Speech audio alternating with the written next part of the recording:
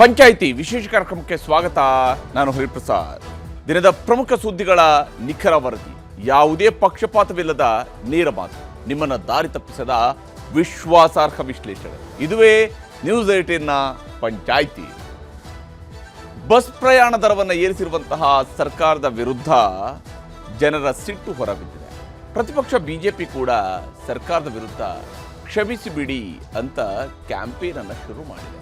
ಆದರೆ ಸರ್ಕಾರ ದರ ಏರಿಕೆಗೆ ಸಮರ್ಥನೆ ಮಾಡ್ತಾನೆ ಬಿಜೆಪಿ ವಿರುದ್ಧ ಮುಗಿಬಿದ್ದಿದೆ.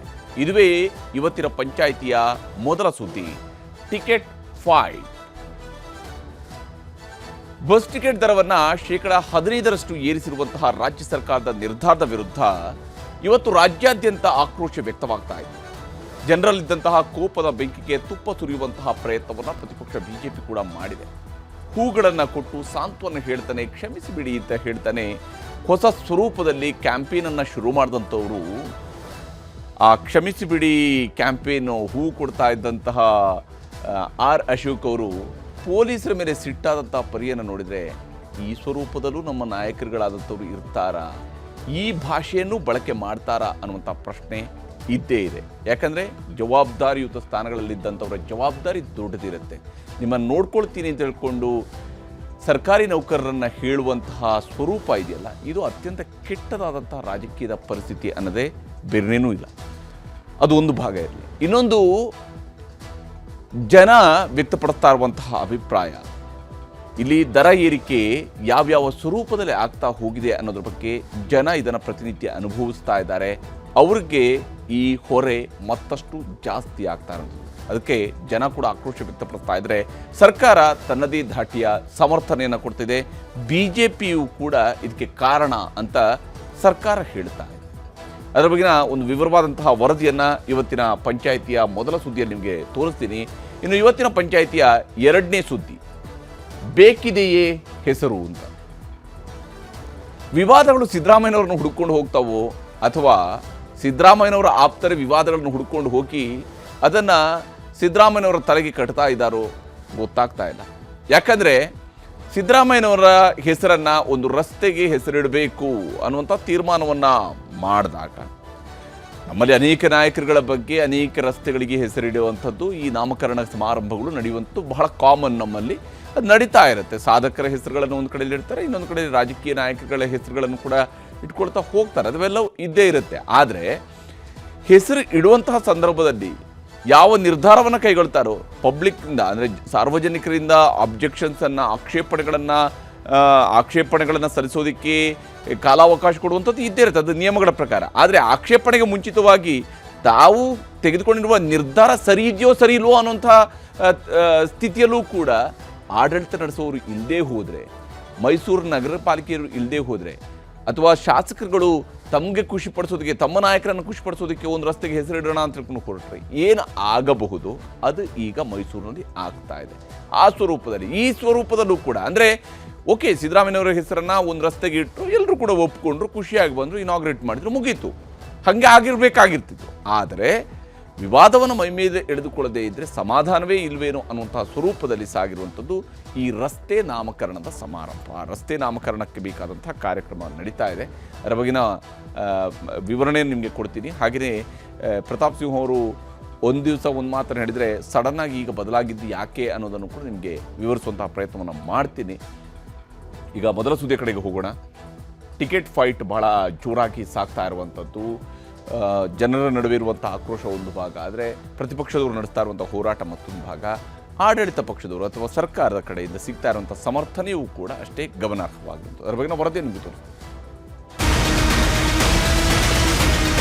4 ಸಾರಿಗೆ ಸಂಸ್ಥೆಗಳ ನಿಗಮಗಳ ಪ್ರಯಾಣದ ದರಗಳನ್ನು %15 ಹೆಚ್ಚಳ ಮಾಡೋದಕ್ಕೆ ಆಡಳಿತಾತ್ಮಕ ಅನುಮೋದನೆಯನ್ನು ಸಚಿವ ಸಂಪುಟ ನೀಡಿದೆ. ಸರ್ಕಾರ ಮೋಸ ಮಾಡ್ದಂಗಲ್ವಾ ಗಂಡ ಹೆಂಡತಿಗೇನೆ.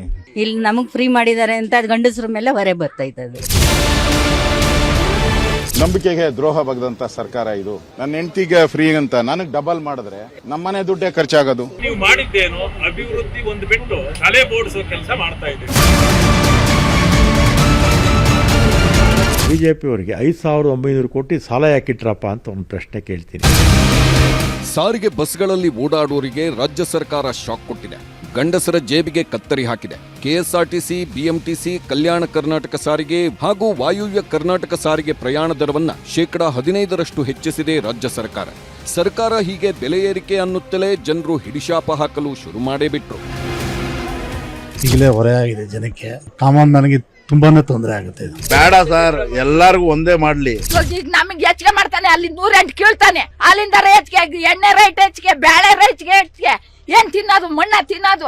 ಸರ್ಕಾರ ಈ ತರ ಜನಸಾಮಾನ್ಯರ ಇದ್ರ ಮೇಲೆ ಮಾಡೋದು ನಾವು ತೀವ್ರ ಖಂಡಿಸ್ತೀವಿ. ದುಡಿದು ಕಡಿಮೆ ಐತಿ, ಖರ್ಚು ಹೆಚ್ಚಿಗೆ ಆಕೈತಿ, ಎಲ್ಲಿಂದ ತರೋ ನಾವು. ಜನರು ಹೀಗೆ ಶಾಪ ಹಾಕುವಾಗಲೇ ಬಸ್ ಪ್ರಯಾಣ ದರ ಏರಿಕೆ ವಿರೋಧಿಸಿ ಬೀದಿಗಿಳಿದಿತ್ತು ಬಿಜೆಪಿ. ಮೆಜೆಸ್ಟಿಕ್ ಬಸ್ ನಿಲ್ದಾಣಕ್ಕೆ ದಾಂಗುಡಿ ಇಟ್ಟ ಮಾಜಿ ಸಾರಿಗೆ ಸಚಿವ, ಹಾಲಿ ಪ್ರತಿಪಕ್ಷ ನಾಯಕ ಆರ್ ಅಶೋಕ್ ನೇತೃತ್ವದ ಬಿಜೆಪಿ ಟೀಂ ಪ್ರತಿಭಟಿಸಿತು. ಬಸ್ನಲ್ಲಿ ಕೂತಿದ್ದ ಪ್ರಯಾಣಿಕರಿಗೆ ಗುಲಾಬಿ ಹೂ ನೀಡುವ ಮೂಲಕ ಸರ್ಕಾರದ ವಿರುದ್ಧ ಆಕ್ರೋಶ ಹೊರಹಾಕಿತ್ತು. ನಂಬಿಕೆಗೆ ದ್ರೋಹ ಬಗೆದಂತ ಸರ್ಕಾರ ಇದು. ಅಭಿವೃದ್ಧಿ ಒಂದು ಬಿಟ್ಟು ತಲೆ ಬೋಡಿಸೋ ಕೆಲಸ ಮಾಡ್ತಾ ಇದ್ದೀರಿ. ಪ್ರತಿಭಟನೆ ಮಾಡಿದ ಬಿಜೆಪಿ ನಾಯಕರ ಆರೋಪಗಳು ಹಲವು. ಜನಸಾಮಾನ್ಯರಿಗೆ ಗಾಯದ ಮೇಲೆ ಬರೆ ಎಳೆಯುತ್ತಿರೋ ಸರ್ಕಾರ ಗ್ಯಾರಂಟಿಗಳಿಗೆ ಹಣ ಹೊಂದಿಸಲು ಹರಸಾಹಸ ಪಡುತ್ತಿದೆ. ಸರ್ಕಾರ ದಿವಾಳಿಯಾಗಿದ್ದು ಆಸ್ತಿಗಳ ಅಡ ಇಟ್ಟು ಸಾಲ ಪಡೆಯೋ ಸಾಹಸಕ್ಕೆ ಕೈ ಹಾಕಿದೆ. ಜನರಿಗೆ ಮರೀಚಿಕೆಯಾಗಿವೆ ಮೂಲಸೌಕರ್ಯಗಳು. ಕ್ಷೇತ್ರಗಳ ಅಭಿವೃದ್ಧಿಗೂ ಇಲ್ಲ ಅನುದಾನ ಅಂತ ಶಾಸಕರು ಪರದಾಡುತ್ತಿದ್ದಾರೆ. ಅನುದಾನಕ್ಕಾಗಿ ಶಾಸಕರು ಬೇಡುವ ಸ್ಥಿತಿ ಬಂದೊದಗಿದೆ ಎಂಬುದು ಬಿಜೆಪಿ ಆರೋಪ. ಅದರಿಂದ ಹೆಂಡತಿಗೆ ಫ್ರೀ ಕೊಟ್ಟು ನನಗೆ ಡಬಲ್ ಮಾಡಿದ್ರೆ ಸೇಮ್ ಚಾರ್ಜ್, ಏನ್ ನಮ್ಮ ಬೆನಿಫಿಟ್ ಏನ್ ಬಂತು ನನ್ನ ಕುಟುಂಬಕ್ಕೆ? ಅಬ್ಕಾರಿ ಜಾಸ್ತಿ ಮಾಡಿದ್ದೀರಾ, ಎಲ್ಲದರಲ್ಲೂ ಜಾಸ್ತಿ ಮಾಡಿ ಲೂಟಿ ಹೊಡೆಯುವಂತ ಕೆಲಸವನ್ನ ಈ ಸರ್ಕಾರ ಮಾಡ್ತಾ ಇದೆ. ಅದಕ್ಕೋಸ್ಕರ 2025 ಕ್ಷಮಿಸಿ ಬಿಡಿ ಕಾಂಗ್ರೆಸ್ಸಿನ ಸ್ಲೋಗನ್ ಇದು. ನೀವು ಹೆಣ್ಮಕ್ಳಿಗೆ ಫ್ರೀ ಕೊಟ್ರಿ, ಗಂಡಸರಿಗೆ ಬರೆ ಆಗ್ತಾ ಇದ್ದೀರಿ. ಗ್ಯಾರಂಟಿ ಕಾರಣಗಳಿಂದಾಗಿ ಇವತ್ತು ದುಬಾರಿ ಬೆಲೆಯನ್ನ ಜನ ತೆರಬೇಕಾಗಿದೆ. ಅಂದ್ರೆ ನೀವು ಮಾಡಿದ್ದೇನು, ಅಭಿವೃದ್ಧಿ ಒಂದು ಬಿಟ್ಟು ತಲೆ ಬೋಡಿಸೋ ಕೆಲಸ ಮಾಡ್ತಾ ಇದ್ದೀರಿ. ಹೀಗೆ ಪ್ರತಿಭಟನೆಯಲ್ಲಿ ಆಕ್ರೋಶ ಹೊರಹಾಕುವ ಹೊತ್ತಲ್ಲೇ ಆರ್ ಅಶೋಕ್ ಎಡವಟ್ಟು ಮಾಡಿಕೊಂಡ್ರು. ಕರ್ತವ್ಯದಲ್ಲಿದ್ದ ಪೊಲೀಸ್ ಅಧಿಕಾರಿಯನ್ನ ಬಾಯಿಗೆ ಬಂದಂತೆ ಬೈದು ನಿಂದಿಸಿದ್ರು. ಇದು ಎಲ್ಲರ ಆಕ್ರೋಶಕ್ಕೆ ಗುರಿಯಾಯಿತು.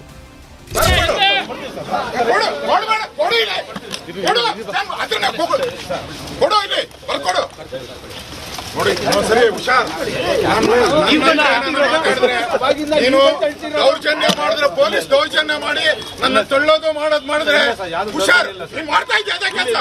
ಬರ್ಕೊಡು ರೈಟಿಂಗ್ ಅಲ್ಲಿ, ರೈಟಿಂಗ್ ಅಲ್ಲಿ ಕೊಡಪ್ಪ, ಕೊಡು. ಏನ್ ಮಾಡ್ತಾ ಇದ್ದೆ? ಬರೀ ಕೂತ್ಕೋ, ಬರ್ಕೊಡು, ಬರ್ಕೊಡು.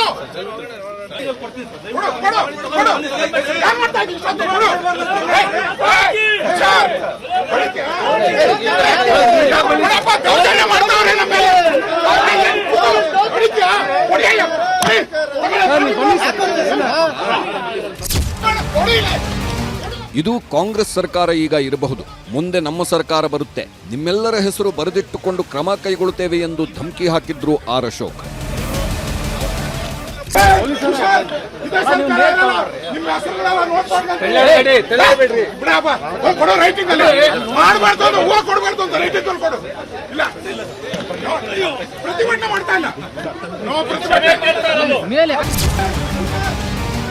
ಹೀಗೆ ಆಕ್ರೋಶದ ಮಾತುಗಳ ಮಧ್ಯೆಯೇ ಪೊಲೀಸ್ ಅಧಿಕಾರಿಯನ್ನ ಅವಾಚ್ಯ ಶಬ್ದಗಳಿಂದಲೂ ನಿಂದಿಸಿದ್ರು ಅಶೋಕ್.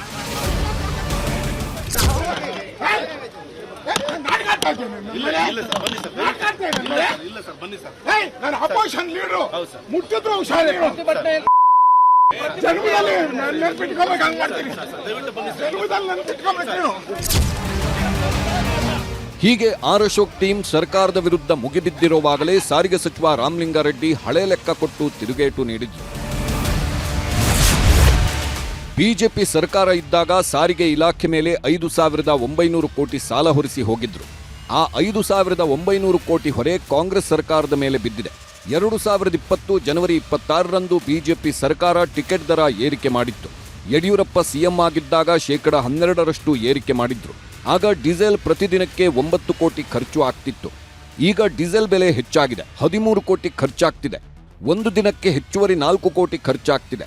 ಹಾಗೆ 1 ಲಕ್ಷಕ್ಕೂ ಅಧಿಕ ಸಿಬ್ಬಂದಿ ಇದ್ದು ಅವರ ಸಂಬಳ ದಿನಕ್ಕೆ 12 ಕೋಟಿ ಆಗ್ತಿತ್ತು. ಈಗ ಸಿಬ್ಬಂದಿ ಸಂಬಳ ದಿನಕ್ಕೆ 18 ಕೋಟಿ ಆಗಿದೆ. ಸಂಬಳದಲ್ಲೂ ದಿನಕ್ಕೆ 6 ಕೋಟಿ ಹೆಚ್ಚಾಗಿದೆ. ಹೀಗಾಗಿ ಇಲಾಖೆ ಮೇಲೆ ದಿನಕ್ಕೆ ಹೆಚ್ಚುವರಿಯಾಗಿ 10 ಕೋಟಿ ಖರ್ಚಾಗ್ತಿದೆ. ಈ ಎಲ್ಲ ಸಾಲದ ಹೊರೆ ಖರ್ಚು ಸರಿದೂಗಿಸಲು ಏರಿಕೆ ಅನಿವಾರ್ಯ ಅಂತಾರೆ ರಾಮಲಿಂಗಾರೆಡ್ಡಿ. BJP-ಅವರಿಗೆ 5,900 ಕೋಟಿ ಸಾಲ ಯಾಕಿಟ್ರಪ್ಪ ಅಂತ ಒಂದು ಪ್ರಶ್ನೆ ಕೇಳ್ತೀನಿ. ಅವರು ಸಾಲ ಹಿಡ್ದೇ ಇದ್ದಿದ್ರೆ ನಾವು ಟಿಕೆಟ್ನ ಇನ್ನೂ ಒಂದಷ್ಟು ದಿನ ಮುಂದಕ್ಕೆ ತಳ್ಬೋದಿತ್ತು. ಆಮೇಲೆ 2020 ಜನವರಿ 26ನೇ ತಾರೀಕು ನೀವು ಟಿಕೆಟ್ ದರ ಏರಿಸ್ತಾರಲ್ಲ, ಯಡಿಯೂರಪ್ಪ ಅವರು ಚೀಫ್ ಮಿನಿಸ್ಟರ್ ಆಗಿದ್ದರು ಅಲ್ವಾ, ಆ ಸಂದರ್ಭದಲ್ಲಿ ನೀವು ಯಾಕೆ ಬರೀ ಡೀಸೆಲ್ 60 ರೂಪಾಯಿ ಇತ್ತು, ಯಾಕೆ ಟಿಕೆಟ್ ದರ ಏರಿಸ್ರಿ? 2020 ಜನವರಿ 26ನೇ ತಾರೀಕು ನೀವು ಟಿಕೆಟ್ ದರ ಏರಿಸ್ತವರು ಈಗ ಯಾಕೆ ವಿರೋಧ ಮಾಡ್ತೀರಾ? ಇನ್ನು ರಾಜ್ಯದಲ್ಲಿ ಸಿದ್ದರಾಮಯ್ಯ ಸರ್ಕಾರ ಅಧಿಕಾರಕ್ಕೆ ಬಂದ ಮೇಲೆ ಹಲವು ಸೇವೆಗಳು ಹಾಗೂ ವಸ್ತುಗಳಿಗೆ ದರ ಏರಿಕೆ ಮಾಡಲಾಗಿದೆ. ಆ ಪಟ್ಟಿಗೆ ಈಗ ಹೊಸದಾಗಿ ಬಸ್ ಟಿಕೆಟ್ ದರ ಸೇರಿಕೊಂಡಿದ್ದರೆ ದರ ಏರಿಕೆ ಪಟ್ಟಿಗೆ ಸೇರಲು ಇನ್ನೂ ಕೆಲವು ಕಾಯ್ತಿವೆ. ಪೆಟ್ರೋಲ್ ಡೀಸೆಲ್ ಮೇಲಿನ ಸೆಸ್, ಆಸ್ತಿ ತೆರಿಗೆ, ಮುದ್ರಾಂಕ ಶುಲ್ಕ, ಜನನ ಮರಣ ಪ್ರಮಾಣ ಪತ್ರ, ಹಾಲಿನ ದರ, ವಿದ್ಯುತ್, ಮದ್ಯದ ಬೆಲೆ ಏರಿಕೆ ಆಗಿದೆ. ಇದೀಗ ಬಸ್ ಪ್ರಯಾಣ ದರ ಕೂಡ ಏರಿಕೆ ಆಗ್ತಿದೆ. ಸದ್ಯದಲ್ಲೇ ನೀರಿನ ದರವನ್ನೂ ಸರ್ಕಾರ ಏರಿಕೆ ಮಾಡುವ ನಿರೀಕ್ಷೆ ಇದ್ದು, ಇದ್ರ ಜೊತೆಗೆ ನಮ್ಮ ಮೆಟ್ರೋ ಪ್ರಯಾಣದ ದರವನ್ನು ಹೆಚ್ಚಿಸಲು ಸರ್ಕಾರ ಮೀಟಿಂಗ್ ಫಿಕ್ಸ್ ಮಾಡಿದೆ. ಇದು ಗ್ಯಾರಂಟಿಗಳಿಂದಾಗಿ ದಿವಾಳಿಯಾಗಿರುವ ಸರ್ಕಾರದ ಬರೆಗಳು ಅನ್ನೋದು ಪ್ರತಿಪಕ್ಷಗಳ ವಾದ. ಕಾಂಗ್ರೆಸ್ ಸರ್ಕಾರ ಗ್ಯಾರಂಟಿ ಹೆಸರಿನಲ್ಲಿ ಜನರಿಗೆ ಸುಳ್ಳು ಹೇಳಿ ಅಧಿಕಾರಕ್ಕೆ ಬಂದು ದೇಶದಲ್ಲಿ ಎಲ್ಲೆಲ್ಲಿ ಈ ರೀತಿ ಸುಳ್ಳು ಗ್ಯಾರಂಟಿಗಳನ್ನು ಕೊಟ್ಟಿತ್ತಲ್ಲ ಎಲ್ಲ ಕಡೆ ಇವತ್ತದು ಎಕ್ಸ್ಪೋಸ್ ಆಗ್ತಾ ಇದೆ. ಕಂಪ್ಲೀಟ್ಲಿ ಎಲ್ಲ ಸಾರಿಗೆ ಸಂಸ್ಥೆಗಳು ಲಾಸ್ನಲ್ಲಿದ್ದಾವೆ. ಯಾಕಂದರೆ ಸರ್ಕಾರದ ದುರಾಡಳಿತ ಮತ್ತು ಅದನ್ನು ಸರಿಯಾಗಿ ಆಡಳಿತ ನಿರ್ವಹಣೆ ಮಾಡದೇ ಇದ್ದುದರಿಂದ ಇವತ್ತು ಈ ವ್ಯವಸ್ಥೆ ಬಂತು. ನೀವು ಬೇಕಾದ್ರೆ ಸಾರಿಗೆ ಮಂತ್ರಿಗಳು ಉತ್ತರ ಕೊಡಲಿ. ಹೀಗೆ ಒಂದಾದ ಮೇಲೊಂದರಂತೆ ದರ ಏರಿಕೆ ಮಾಡಲಾಗುತ್ತಿದೆ. ಯಾವುದೇ ಸರ್ಕಾರ ಇದ್ದಾಗಲೂ ಬಸ್ ದರ ಏರಿಕೆಯಾದಾಗ ಪ್ರತಿಪಕ್ಷಗಳು ಹೋರಾಟ ಮಾಡುವುದು ಸರ್ವೇ ಸಾಮಾನ್ಯ. ಆದರೆ ಆಡಳಿತಕ್ಕೆ ಬಂದಾಗ ಮಾತ್ರ ಸುಧಾರಣೆ, ಅಭಿವೃದ್ಧಿ ಹೆಸರಿನಲ್ಲಿ ದರ ಏರಿಕೆ ಮಾಡ್ತಾನೆ ಬರುತ್ತಾರೆ. ಈ ದರ ಏರಿಕೆ ಮಾಡಿರುವ ಸರ್ಕಾರ ಅದಕ್ಕೆ ಪೂರಕವಾಗಿ ಬಸ್ಗಳ ಸೇವೆಯಲ್ಲಿ ಗುಣಮಟ್ಟ ಖಾತ್ರಿಪಡಿಸಬೇಕಿದೆ. ಬಸ್ ನಿಲ್ದಾಣಗಳಲ್ಲಿ ಸ್ವಚ್ಛತೆಗೂ ಆದ್ಯತೆ ನೀಡಿದಾಗ ಮಾತ್ರ ದರ ಏರಿಕೆ ನಡುವೆಯೂ ಪ್ರಯಾಣಿಕರಿಗೆ ಒಂದಿಷ್ಟು ಸಮಾಧಾನ ಸಿಗಲು ಸಾಧ್ಯ. Bureau report, news 18. ಹೆಸರಿನ ಸುತ್ತಲೂ ನಡೀತಿರುವಂತಹ ಜಟಾಪಟಿ, ಈ ಹೆಸರಲ್ಲೇನಿದೆ ಅನ್ನೋದನ್ನು ನಿಮಗೆ ಹೇಳಬೇಕು ಮೊದಲಿಗೆ. ಯಾಕಂದರೆ ಸಾಂಸ್ಕೃತಿಕ ನಗರಿಯಲ್ಲಿ ಈಗ ರಸ್ತೆಯೊಂದರ ಹೆಸರಿಡುವಂಥದ್ದೇ ದೊಡ್ಡ ರಾಜಕೀಯದ ವಸ್ತುವಾಗಿದೆ. ವಿಶೇಷವಾಗಿ ಸಿದ್ದರಾಮಯ್ಯನವರ ಹೆಸರಿಡೋದಕ್ಕೆ ಹೋಗಿದ್ದಾರೆ ಪ್ರಿನ್ಸಸ್ ರೋಡ್ಗೆ ಅಂತೇಳಿ. ಸಾಂಸ್ಕೃತಿಕ ನಗರಿಯಲ್ಲಿ ಈಗ ರಸ್ತೆಯ ಹೆಸರು ಒಳ ವಿವಾದಕ್ಕೂ ಕೂಡ ಕಾರಣ ಆಗಿರುವಂಥದ್ದು. ಮತ್ತು ಪ್ರಿನ್ಸಸ್ ರಸ್ತೆ ಅಥವಾ KRS ರಸ್ತೆ, ಇದಕ್ಕೆ ಮರುನಾಮಕರಣವನ್ನು ಮಾಡಲಾಗುತ್ತೆ ಅಂತ. ಪ್ರಿನ್ಸಸ್ ರಸ್ತೆ ಅನ್ನುವಂಥದ್ದು ಇಟ್ಟಿರುವ ಹೆಸರು, KRS ರಸ್ತೆ ಅನ್ನುವಂಥದ್ದು ಜನರ ಬಾಯಲ್ಲಿ ಓಡಾಡ್ತಾ ಇರುವಂಥ ಹೆಸರು. ಇವುಗಳಿಗೆ ಈಗ ಮರುನಾಮಕರಣ ಮಾಡುವಂಥದ್ರಲ್ಲಿ ಸಿದ್ದರಾಮಯ್ಯ ಆರೋಗ್ಯ ಮಾರ್ಗ ಅಂತ ಹೆಸರಿಡೋದಕ್ಕೆ ಹೋಗಿದ್ದಾರೆ. ಅದ್ಯಾಕೆ ಸಿದ್ದರಾಮಯ್ಯ ಮಾರ್ಗ ಅಂತ ಮಾತ್ರ ಇಡೋದಕ್ಕೆ ಸಾಧ್ಯ ಆಗೋದಿಲ್ವಾ ಅನ್ನೋದು ಗೊತ್ತಿಲ್ಲ. ಮಹಾನಗರ ಪಾಲಿಕೆ ನಿರ್ಧಾರಕ್ಕೆ ಇದೀಗ ಪರ ವಿರೋಧ ಹೋರಾಟಗಳು ಶುರುವಾಗಿರುವಂಥ. ಸಿದ್ದರಾಮಯ್ಯನವರ ಪರವಾಗಿರುವಂಥವ್ರು ಸಿದ್ದರಾಮಯ್ಯನವರ ಹೆಸರು ಇಡಬೇಕು ಅಂತೇಳಿ, ಸಿದ್ದರಾಮಯ್ಯನವರ ವಿರೋಧವಾಗಿರುವಂಥವ್ರು ಇಡಬಾರ್ದು ಅನ್ನುವಂಥ ಹೆಸರನ್ನ ಫೈಟನ್ನು ಮಾಡ್ತಿದ್ದಾರೆ. ಸಿದ್ದರಾಮಯ್ಯ ಆರೋಗ್ಯ ಮಾರ್ಗ ಮಾಡೇ ಮಾಡ್ತೀವಿ ಅಂತ ಬೆಂಬಲಿಗರು ಹೇಳ್ತಾ ಇದ್ದಾರೆ. ಸಿದ್ದರಾಮಯ್ಯ ಆರೋಗ್ಯ ಮಾರ್ಗ ಅಂತ ಹೆಸರಿಡೋದ್ರಲ್ಲಿ ಅದು ಯಾವ ಖುಷಿ ಇದೆಯೋ ಇವ್ರಿಗೆ ಗೊತ್ತಿಲ್ಲ. ಸಿದ್ದರಾಮಯ್ಯ ರಸ್ತೆ ಅನ್ನುವಂಥದ್ದನ್ನು ನೇರವಾಗಿ ಹೆಸರಿಡೋದಕ್ಕೆ ಆಗ್ತಾ ಇಲ್ಲ. ಸಿದ್ದರಾಮಯ್ಯ ಆರೋಗ್ಯ ಮಾರ್ಗ ಅಂತ ಹೆಸರಿಡೋದಕ್ಕೆ ಹೋಗಿದ್ದಾರೆ. ಇತಿಹಾಸ ಅಸ್ಮಿತೆಗಾಗಿ ಪ್ರಿನ್ಸಸ್ ರಸ್ತೆಯನ್ನೇ ಉಳಿಸ್ಕೊಳ್ತೀವಿ ಅಂತ ಸಂಘಟನೆಗಳು ಕೂಡ ಹೇಳ್ತಾ ಇದ್ದಾವೆ. ಈ ರೀತಿಯಾಗಿ ಒಂದು ಹೆಸರಿಡುವಂಥ, ಅದು ಮುಖ್ಯಮಂತ್ರಿಯವರ ಹೆಸರಿಡುವಂಥ ಸಂದರ್ಭದಲ್ಲಿ ಬಹುಶಃ ಎಲ್ಲರೂ ಕೂಡ ಖುಷಿಯಾಗಿ ಆ ಹೆಸರು ನಾಮಕರಣ ಮಾಡಿದ್ದಿರ್ತದೆ, ಎಲ್ಲವೂ ಕೂಡ ಓಕೆ ಆಗ್ತಿತ್ತು. ಆದರೆ ವಿವಾದವನ್ನು ಹುಡುಕೊಂಡು ಹೋಗಿ ಈ ರೀತಿಯಾದಂಥ ಕೆಲಸವನ್ನು ಮಾಡಬೇಕಿತ್ತ. ಬೇಕು ಬೇಡಗಳ ಚರ್ಚೆಗಳ ಮಧ್ಯೆ ಇತಿಹಾಸದ ಕುರುಹನ್ನು ಹುಡುಕುವಂಥ ಪ್ರಯತ್ನವನ್ನು ಈಗ ಪಾಲಿಕೆಯವರು ಮಾಡ್ತಿದ್ದಾರೆ. ಇವ್ರಿಗೂ ಕೂಡ ಅಷ್ಟೇ ಈ ನಿರ್ಧಾರವನ್ನು ಕೈಗೊಳ್ಳೋದಕ್ಕೆ ಮೊದಲೇ ಮಾಡಬೇಕಾಗಿದ್ದ ಕೆಲಸವನ್ನು ನಿರ್ಧಾರ ಆದಮೇಲೆ ಮಾಡ್ತಾ ಇದ್ದಾರೆ. ಈ ರೀತಿಯಾಗಿ ವಿವಾದವನ್ನು ಹೇಗೆ ಮೈ ಮೇಲೆ ಹಾಕ್ಕೊಡ್ಬೋದು ಅನ್ನೋದನ್ನು ಅವರು ಕೂಡ ಉದಾಹರಣೆಯನ್ನು ಕೊಡ್ತಿದ್ದಾರೆ. ಸಂಘಟನೆಗಳು ಇತಿಹಾಸಕಾರರು ಕೊಟ್ಟಿರುವಂತಹ ಸಾಕ್ಷ್ಯಗಳ ಸತ್ಯಾಸತ್ಯತೆಯನ್ನು ಪರಿಶೀಲನೆ ಮಾಡ್ತಾ ಇದ್ದಾರೆ. ಯಾವ ರೀತಿಯಾಗಿ ಸತ್ಯಾಸತ್ಯತೆ ಇದೆ ಅಂತೇಳಿ ಹುಡುಕುವಂಥ ಪ್ರಯತ್ನವನ್ನು ಮಾಡ್ತಿದ್ದಾರೆ. ಪುರಾತತ್ವ ಇಲಾಖೆ ಸಹಾಯ ಪಡೆದು ನೈಜತೆಯ ಹುಡುಕಾಟದಲ್ಲಿದೆ ಈಗ ಜಿಲ್ಲಾಡಳಿತ. ನೈಜತೆಯ ಹುಡುಕಾಟವನ್ನು ಮಾಡುವಂಥ ಕೆಲಸವನ್ನು ಈಗ ಜಿಲ್ಲಾಡಳಿತ ಮಾಡ್ತಾ ಇದೆ. ಪಾಲಿಕೆ ಹಾಗೂ ಜಿಲ್ಲಾಡಳಿತದ ನಿರ್ಧಾರಗಳೇ ಈಗ ಮುಂದಿರುವಂತಹ ಕುತೂಹಲ. ಅಂದರೆ ಏನಾಗುತ್ತೆ ನಿಜಕ್ಕೂ ಕೂಡ ಇವರಿಗೆ ಪ್ರಿನ್ಸಸ್ ರಸ್ತೆ ಅನ್ನುವಂಥದ್ದು ಮತ್ತೆ ಅವ್ರಿಗೇನಾದರೂ ಸಿಕ್ಕಿ ಇಲ್ಲ ಈ ರಸ್ತೆಗೆ ನಾವು ಸಿದ್ದರಾಮಯ್ಯ ಆರೋಗ್ಯ ಮಾರ್ಗ ಬೇಡ ಅನ್ನುವಂಥ ತೀರ್ಮಾನಕ್ಕೆ ಬರ್ತಾರ, ಇಲ್ಲ ಅದು ಆವಾಗ ಇತ್ತು ಆದರೆ 1964 ನಂತರ ಆ ರೀತಿಯಾಗಿ ಹೆಸರು ಎಲ್ಲೂ ಇರಲಿಲ್ಲ, ಹಾಗಾಗಿ ನಾವೀಗ ಹೊಸದಾಗಿ ನಾಮಕರಣ ಮಾಡಿಬಿಡ್ತೀವಿ ಅನ್ನುವ ತೀರ್ಮಾನಕ್ಕೆ ಬರ್ತಾರಾ ಅನ್ನುವಂಥ ಪ್ರಶ್ನೆಯೂ ಕೂಡ ಇದ್ದೇ ಇರುವಂಥದ್ದು. ಆದರೆ ಇಲ್ಲಿ ಸಿದ್ದರಾಮಯ್ಯನವರ ಸಮರ್ಥನೆಗೆ ನಿಂತವರ ಮಾತುಗಳ ವೈಖರಿಯನ್ನು ನೋಡಿ, ಮೂಡಾ ಸೈಟ್ ಹಂಚಿಕೆ ಕೇಸಲ್ಲೂ ಸಿದ್ದರಾಮಯ್ಯ ಅರ್ಜಿ ಹಾಕಿದ್ರಾ ಅನ್ನುವಂಥ ವಾದ ಕೇಳಿ ಬಂದಿತ್ತು. ಸಿದ್ದರಾಮಯ್ಯವರು ಅರ್ಜಿ ಹಾಕ್ಕೊಂಡು ಸೈಟ್ ತಗೊಂಡಿದ್ರಾ ಅನ್ನುವಂಥ ವಾದವನ್ನು ಮಾಡ್ತಾ ಇದ್ರು. ಇದೀಗ ಹೆಸರು ಬದಲಾವಣೆ ವಿಚಾರದಲ್ಲೂ ಕೂಡ ಸಿದ್ದರಾಮಯ್ಯ ಅರ್ಜಿ ಹಾಕಿದ್ರಾ ಅನ್ನುವಂತಹ ಪ್ರಶ್ನೆಯನ್ನು ಅವರ ಆಪ್ತರಾಗಿರುವಂತಹ ಸಚಿವ ಡಾಕ್ಟರ್ H.C. ಮಹದೇವಪ್ಪರವರು ಕೇಳ್ತಿದ್ದಾರೆ. ಸಿದ್ದರಾಮಯ್ಯನವರ ಪಾತ್ರ ಏನೂ ಇಲ್ಲ ಅಂತ ಸಿದ್ದರಾಮಯ್ಯನವರ ಆಪ್ತರಾಗಿರುವಂಥ ಸಚಿವ ಮಹದೇವಪ್ಪ ಅವರು ಹೇಳ್ತಿದ್ದಾರೆ. ಓಕೆ, ಸಿದ್ದರಾಮಯ್ಯನವರ ಪಾತ್ರನೇ ಇಲ್ಲ, ಆದರೆ ನೀವುಗಳಾದರೂ ನಿಮಗಿರುವಂಥ ಅಧಿಕಾರವನ್ನು ಬಳಸ್ಕೊಂಡು ಸ್ವಲ್ಪ ಯೋಚನೆ ಮಾಡಿ ನಿರ್ಧಾರವನ್ನು ಕೈಗೊಳ್ಬೋದಾಗಿತ್ತಲ್ವ? ಆ ಕೆಲಸವನ್ನು ಯಾಕೆ ಮಾಡಿಲ್ಲ ಅವರ ಆಪ್ತರು? ಕೆಲ ಸ್ಥಳೀಯರು ಸಿದ್ದರಾಮಯ್ಯ ಹೆಸರಿಡಬೇಕು ಅಂತ ಬಯಸಿದ್ರು. ಓಕೆ, ಹಾಗೆ ಅವರು ಬಯಸ್ತಾರೆ, ಹೆಸರಿಡಲಿ ಬಿಡಲಿ, ಸಿದ್ದರಾಮಯ್ಯ ಜನರ ಮನಸ್ಸಿನಲ್ಲಿದ್ದಾರೆ. ಹಾಗಿದ್ದಾಗ ಮತ್ತಿನ್ಯಾಕೆ ನೀವು ಹೆಸರು ಇಡಲೇಬೇಕು ಅಂತ ಹಠವನ್ನು ಮಾಡ್ತೀರಿ? ಜನರ ಮನಸ್ಸಿನಲ್ಲಿ ಸಿದ್ದರಾಮಯ್ಯನವರು ಇದ್ದಾಗ ಇಲ್ಲ ಅವರ ಹೆಸರು ನಾವು ಇಲ್ಲಿ ಇಡಲೇಬೇಕು ಅನ್ನುವಂಥ ಹಠ ಯಾಕೆ ಬೇಕಿತ್ತು? ಮತ್ತು ಇದೇ ರಸ್ತೆಗೆ ಬೇಕು ಅನ್ನುವಂಥ ಹಠ ಯಾಕೆ ಬೇಕಿತ್ತು? ಕೆಲವರು ರಾಜಕೀಯ ಮಾಡಲು ಹೊರಟಿದ್ದಾರೆ ಅಷ್ಟೇ ಅಂತ ಸಿದ್ದರಾಮಯ್ಯನವರ ಆಪ್ತರಾಗಿರುವಂತಹ ಡಾಕ್ಟರ್ H.C. ಮಹದೇವಪ್ಪ ಅವರು ಹೇಳ್ತಾ ಇದ್ದಾರೆ. ತೋರಿಸ್ತಾರೆ. ಹೆಸರಿಡೋದು ಏನು ದೊಡ್ಡ ವಿಷಯನ? ಬೇಕಾದಷ್ಟು ಜನಕ್ಕೆ ಹೆಸರಿಟ್ಟಿದ್ದಾರೆ ರಾಜ್ಯಾದ್ಯಂತ. ಅಲ್ಲಿ ಸ್ಥಳೀಯರು ಸಿದ್ದರಾಮಯ್ಯನವ್ರು ಹೆಸರಿಡಬೇಕು ಅಂತ ಬಯಸಬೇಕು. ಸಿದ್ದರಾಮಯ್ಯನ ಅರ್ಜಿ ಹಾಕಿದ್ದಾನೆ ಕೊಡ್ರಪ್ಪ ಅಂತ. ಸಿದ್ದರಾಮಯ್ಯನಿಗೆ ಹೆಸರಿಟ್ಟಿರೋ ಆ ರೋಡ್ಗೆ ಸಿದ್ದರಾಮಯ್ಯ ರಾಜ್ಯದ ಜನರ ಮನಸ್ಸಲ್ಲಿದ್ದಾರೆ, ಇಡದೇ ಇದ್ರೂ ಇರ್ತಾರೆ. It is the local governance which has taken a decision to name a road after his name. ಅದನ್ನು ಪರ ವಿರೋಧ ಮಾಡಿ TV ಮಾಧ್ಯಮಗಳು ಹೇಳುವಂಥ ವಿಷಯ ಅಲ್ಲ. ಹೌದು, ಇದು TV ಮಾಧ್ಯಮದ ವಿಷಯ ಅಲ್ಲ ಪರಮ ವಿರೋಧ ಮಾಡಿ. ಆದರೆ ಇದು ಇರುವಂಥ ವಿಚಾರ ವೆರಿ ಸಿಂಪಲ್. ಇಂಥ ವಿಷಯಗಳಲ್ಲಿ ಅನಗತ್ಯ ವಿವಾದ ಬೇಡ ಅಂತ ತೀರ್ಮಾನಕ್ಕೆ ಬರುವಂಥದ್ದು ಬಹಳ ಸುಲಭದ ವಿಚಾರ. ಅನಗತ್ಯ ವಿವಾದವನ್ನು ಎಬ್ಬಿಸುವಂಥದ್ದು ನೀವೇ, ಆಮೇಲೆ TV ಮಾಧ್ಯಮಗಳಲ್ಲಿ ಅಂತ ಹೇಳುವಂಥದ್ದು ನೀವೇ. ಇದು ಯಾವ ರೀತಿಯಾದಂತಹ ನ್ಯಾಯ ಅಂತ ಗೊತ್ತಿಲ್ಲ. ಇನ್ನು ಈ ಇಡೀ ವಿಚಾರದಲ್ಲಿ, ಈ ಇಡೀ ಎಪಿಸೋಡ್ನಲ್ಲಿ ಉಲ್ಟಾ ಪಲ್ಟಾ ಆಗಿರುವಂಥದ್ದು ಸಿಂಹ. ಯಾಕಂದರೆ ಪ್ರಿನ್ಸೆಸ್ ರಸ್ತೆಗೆ ಸಿದ್ದರಾಮಯ್ಯ ಹೆಸರಿಡುವಂಥದ್ದಕ್ಕೆ BJP ವಿರೋಧವನ್ನು ವ್ಯಕ್ತಪಡಿಸ್ತಾ ಇದೆ. ಆದರೆ KRS ರಸ್ತೆಯಲ್ಲಿರುವಂತಹ ವಿವೇಕಾನಂದ ಪ್ರತಿಮೆ ಬಳಿ ಇವತ್ತು ಮೌನ ಪ್ರತಿಭಟನೆಯನ್ನು ಕೂಡ ಮಾಡಲಾಗಿತ್ತು. CITV ಬೈಲಾ ಹಾಗೆಯೇ ದಾಖಲೆಯಲ್ಲಿನೇ ಪ್ರಿನ್ಸೆಸ್ ರಸ್ತೆ ಅನ್ನೋದರ ಬಗ್ಗೆ ದಾಖಲೆ ಇದೆ ಅನ್ನುವಂಥದ್ದನ್ನು ಕೂಡ ಈಗ BJP ಹೇಳ್ತಿದ್ದಾರೆ. ಹೆಸರು ಬದಲಾವಣೆ ಹಕ್ಕು ಪಾಲಿಕೆಗಂತೂ ಇಲ್ಲವೇ ಇಲ್ಲ ಅನ್ನುವಂಥ ಪ್ರತಿಪಾದನೆಯನ್ನು BJPಯವರು ಈ ಭಾಗ ಮಾಡ್ತಿದ್ದಾರೆ. ಸಿದ್ದರಾಮಯ್ಯ ಹೆಸರಿಡುವ ಅನಿವಾರ್ಯತೆ ಇಲ್ಲವೇ ಇಲ್ಲ ಅನ್ನುವಂಥ ವಾದವನ್ನು ಕೂಡ ಮುಂದಿಡ್ತಾ ಇದ್ದಾರೆ. ಆದರೆ ಪ್ರತಿಭಟನೆ ಮಾಡ್ತಾ ಇದ್ದ BJP ನಾಯಕರನ್ನು ಪೊಲೀಸರು ಇವತ್ತು ಬಂಧಿಸಿದ್ರು. ಅವೆಲ್ಲವೂ ಕೂಡ ನಡೆಯುತ್ತೆ. ಅವ್ರನ್ನ ವಶಕ್ಕೆ ಪಡ್ಕೊಂಡು ಕರ್ಕೊಂಡು ಹೋಗುವಂಥ ಕೆಲಸವನ್ನು ಪೊಲೀಸರು ಮಾಡ್ತಾರೆ. ಇಲ್ಲಿ ಪ್ರತಾಪ್ ಸಿಂಹ ಮಾತ್ರ ಉಲ್ಟಾ ಪಲ್ಟಾ ಆಗಿದ್ದಾರೆ. ಯಾಕೆಂದರೆ ಅವ್ರು ಮೊನ್ನೆ ಹೇಳಿದರು ಇಲ್ಲಿ ಸಿದ್ದರಾಮಯ್ಯ ಹೆಸರಿಡಬೇಕು, ಅವ್ರ ಕೊಡುಗೆಗಳು ಭಾಳಷ್ಟು ಇದಾವೆ ಅಂತ ಹೇಳಿದಂಥವ್ರು ಇವತ್ತು ಹೇಳ್ತೀರಾ ಯಾವುದೇ ಕಾರಣಕ್ಕಾಗಿ ಕೂಡ ಅವ್ರು ಹೆಸರಿಡಬಾರ್ದು. ಹೇಗಿದೆ ಇವರ ಮಾತಿನ ವೈಖರಿ ಅಂತ ನಿಮಗೆ ತೋರಿಸ್ತೀನಿ. ಅವ್ರ ವಿಚಾರಕ್ಕೆ ಬಂದಾಗ ಈ ಮೈಸೂರು ಮಹಾನಗರ ಪಾಲಿಕೆ ಇದರಲ್ಲಿ ಯಾರ್ಯಾರು ಹೆಸರಿಟ್ಟಿಲ್ಲ ಇಟ್ಕೊಳ್ಳಿ. ಹಾಗಿರಬೇಕಾದ್ರೆ ಸಿದ್ದರಾಮಯ್ಯನವರು ಹೇಳಿ ಕೇಳಿ ಮೈಸೂರಿನ ಒಬ್ಬ ಸುಪುತ್ರ.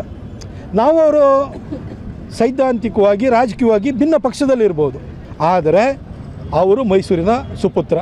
ಮೈಸೂರಿಗೆ ವಿಚಾರಕ್ಕೆ ಬಂದರೆ ಸಿದ್ದರಾಮಯ್ಯ ಸಾಹೇಬ್ರ ಕೊಡುಗೆ ಇದೆ. ತಕ್ಷಣಕ್ಕೆ ಮಹಾನಗರ ಪಾಲಿಕೆ ಈಗ ಆಲ್ರೆಡಿ ಹೆಸರಿಟ್ಟಿರೋದ್ರಿಂದ ಈ ಒಂದು ಏನು ನೋಟಿಫಿಕೇಷನ್ನ ವಾಪಸ್ ತೆಗೆದುಕೊಳ್ತಾ ಇದ್ದೀವಿ ಅಂತ ಹೇಳ್ಬಿಟ್ಟು ಅವ್ರು ಘೋಷಣೆ ಮಾಡಬೇಕು ಅಂತ ಹೇಳಿ ನಾನು ಕೇಳ್ಕೊಳ್ತೀನಿ.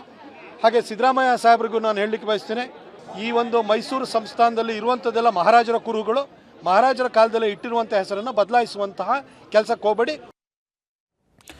ಹೀಗೆ ಹೆಸರಿನ ಸುತ್ತಲೂ ರಾಜಕೀಯವೂ ಕೂಡ ನಡೀತಾ ಇದೆ, ಹೆಸರಿನ ವಿಚಾರದಲ್ಲಿ ಹಠವೂ ಕೂಡ ನಡೀತಾ ಇದೆ. ಇಲ್ಲ ನಾವು ಇಟ್ಟೇ ಇಡ್ತೀವಿ ಅನ್ನೋಂಥ ರೀತಿಯಲ್ಲೂ ಕೂಡ ನಡೀತಾ ಇದೆ. ಈ ರೀತಿಯಾಗಿ ಹೆಸರಿಡೋದ್ರಿಂದಾಗಿ ಯಾರಿಗೆ ಅದು ಭೂಷಣವೋ ಅಥವಾ ಯಾರಿಗೆ ಅದು ಅವಮಾನವೋ ಅನ್ನುವಂತಹ ಪ್ರಶ್ನೆಯೂ ಕೂಡ ಇದ್ದೇ ಇರುವಂಥದ್ದು. ಇದು ಇವತ್ತಿನ ಪಂಚಾಯಿತಿ. ನಮಸ್ಕಾರ.